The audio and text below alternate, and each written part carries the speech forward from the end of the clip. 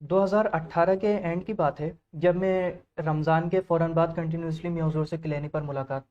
کرتا ہوں اور میاں صاحب شفقت فرماتے ہیں، تو اس دوران میاں صاحب سے میں نے عرض کی تھی کہ میاں حضور میں علامہ غلام رسول سعیدی صاحب کی صحبت میں رہتا تھا، اب ان کا وصال ہو گیا، اب میں چاہتا ہوں کہ میں آپ کی صحبت اختیار کروں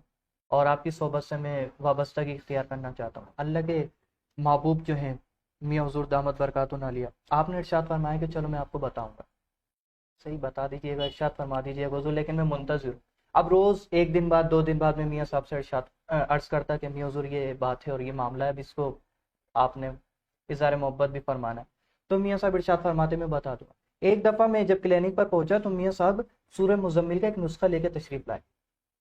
اور اس میں عملیات وغیرہ لکھے ہوئے تھے اور کچھ وظائف لکھے ہوئے تھے اور اسی طریقے سے کچھ تصوف اور روحانیت کی کچھ باتیں لکھی ہوئی تھی۔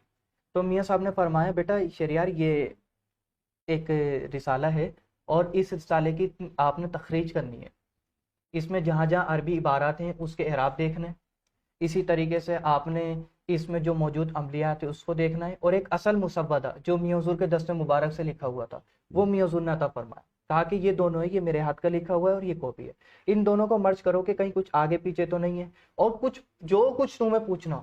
تو یہ ٹائم ہے، یہ وقت ہے، یہ جگہ، یہاں پر آ جا۔ صحیح ہے، سورہ فرسٹ ٹائم میرا وہ ایکسپیرینس رہا، نہ پہلے اس سے پہلے کوئی وظیفہ کیا، نہ چلہ کیا، نہ کوئی عملیات اور روحانیات، اور اس کا تو کوئی کانسیپٹ ہی نہیں تھا نا ہمارے ذہن میں، اس کا تو کچھ پتہ ہی نہیں تھا کہ بھائی میں تصوف بھی کوئی چیز ہوتی ہے، حالانکہ درس نظامی کر لیا۔ بتانے کا مقصد یہ تھا کہ وہ ہمارے لیے بالکل ایک نئی تھی۔ سورہ مزمل جب میں نے تخریج کی تو رات کو میں رات بس میاں حضور کے لیے تھی۔ کچھ آج بھی وقت ایسے ہیں کہ جو صرف میاں حضور کی ذات کے لیے، فقط میاں حضور کی ذات کے لیے، فقط میاں حضور کی ذات کے لیے۔